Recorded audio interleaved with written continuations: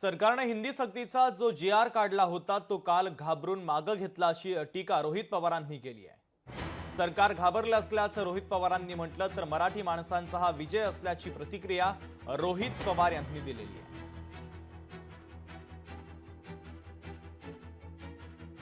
सरकारने हिंदी सक्तीचा जो जी.आर. होता तो काल घाबरून मागे घेतला।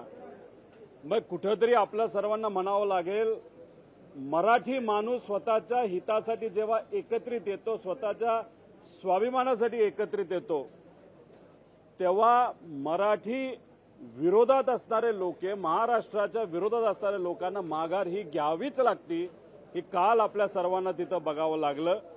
त्यामुळे दिल्लीवरचा जो आदेश आला होता आणि तो जी.आर. मध्ये कन्वर्ट करून तो त्या ठिकाणी लागू केला होता, तो काल खऱ्या अर्थाने मागे घेतला।